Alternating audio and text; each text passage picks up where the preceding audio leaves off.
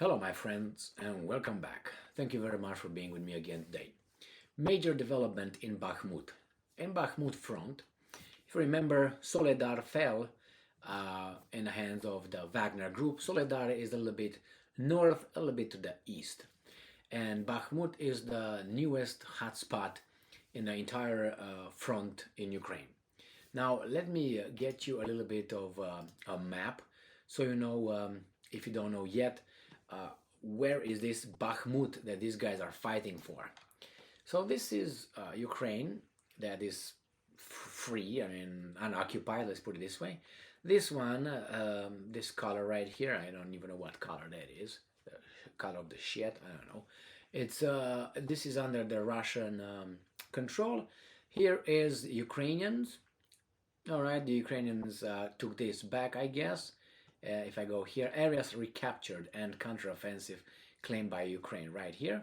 And this is where the active attacks and bombardments, bam, bam, bam, boom, boom, boom. Okay, here is where Soledar is. Okay, and here is where Bakhmut is. So that's how close it gets. So Bakhmut is right here, Soledar is right here. So this is the epicenter of all this big fight. So Soledar fell. Now it seems is going to be the turn of Bakhmut.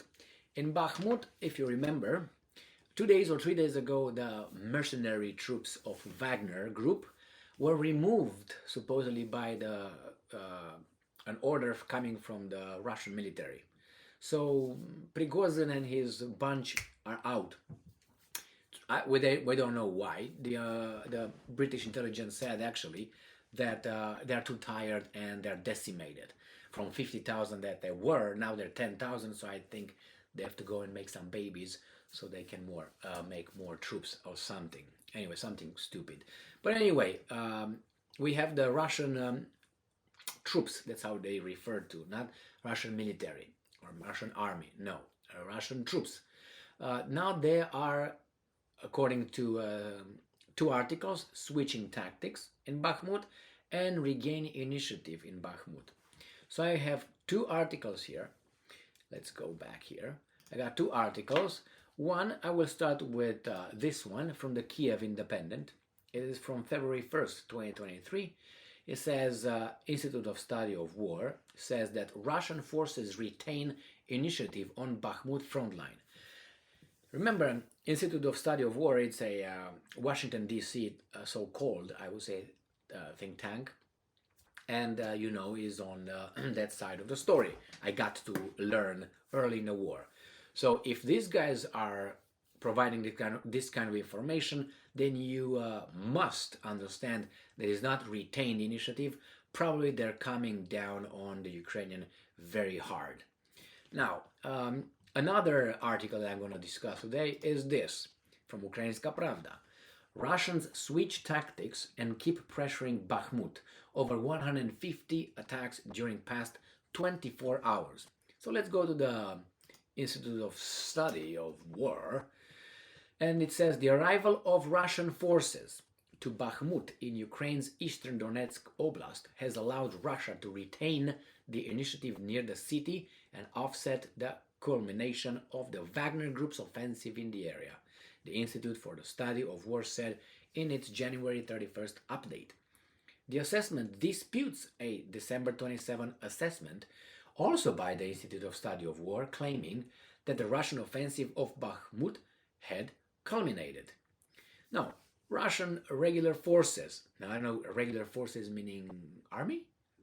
Anyway, along with Kremlin's controlled private mercenary Wagner Group, have been attempting to capture Bakhmut for months, as Russia tries to consolidate its grip over the entire of Donetsk Oblast, half of which it currently controls.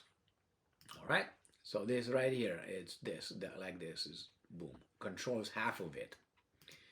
All right, the Institute of Study of War report references Denis Yarolaski, the commander of the Ukrainian unit operating in Bakhmut, who confirmed reinforcement from super qualified Russian conventional troops, military, I haven't found that word, military or army. Never. Despite Russian gains around Bakhmut, the imminent fall of Bakhmut or a surprise Russian encirclement of Ukrainian units remains, and I'm quoting, extraordinarily unlikely, according to the Institute of Study of War.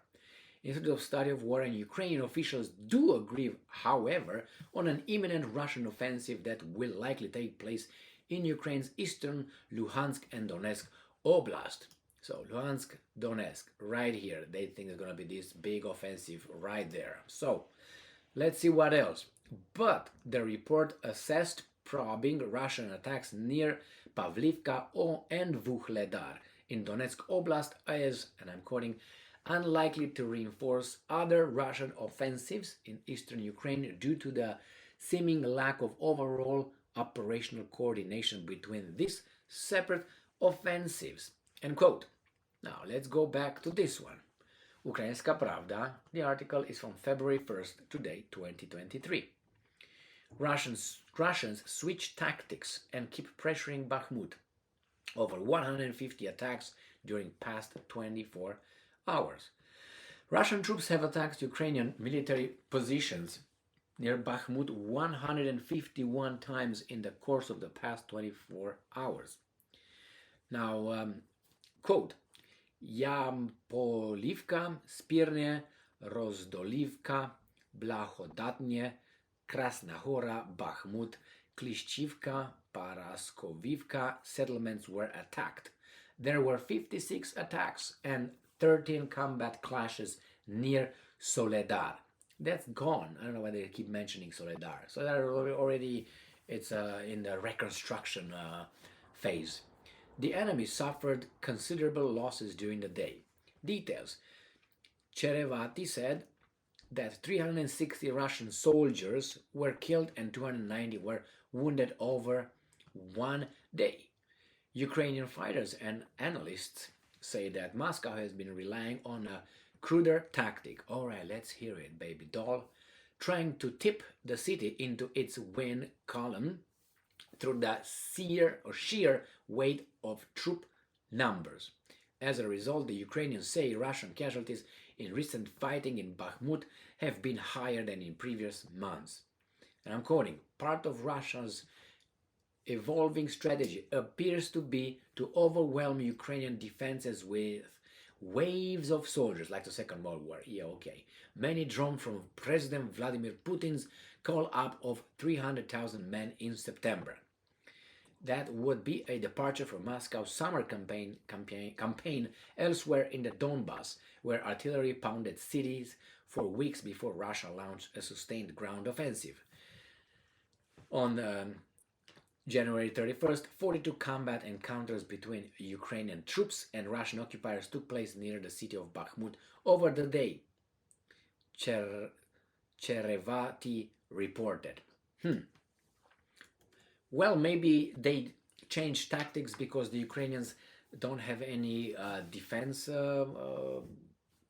weapons.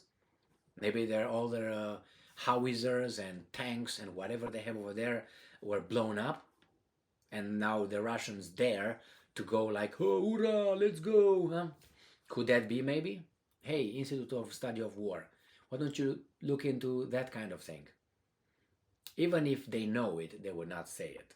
And if they would say it, they would say it just so people like us say, send them more weapons, send them more weapons. They don't know. I think that. Otherwise, they would say that, and then they will immediately say, oh, Zelensky asked for 3,000 more billions. You know what I mean? That would be what, 3 trillion or something?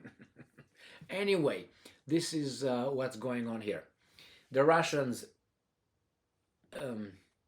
I got to know the reporting style of this side of the aisle, the Russian side, the Ukrainian side with their free world, and this is the way it happens.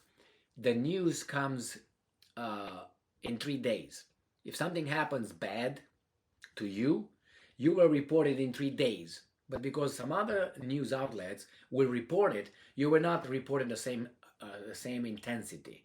You would say little about it, and the next day you add a little bit, By the time you report what happened 3 days ago, really happened, the thing is already dead from three days ago. The front moved ahead 3 days. This is what I noticed in this thing. So when these guys tell you that, oh, they switch tactics in Bakhmut and the Russians are kind of, what was the expression, regaining, come on, I'm poking my, retain initiative. That's what it is, retain initiative. Probably the Russians are already rolling down Bakhmut and, presenting all kind of medals to one another in the center of Bakhmut. But I don't know that, but as I said, based on a training that I got from this Ukrainian news outlets, it's most likely, very likely to be like this. Probably in 2 days we find out that Bakhmut fell today or something. I'm just saying. Thank you very much for being with me again today. Stay strong, stay smart, look for the truth, and be just.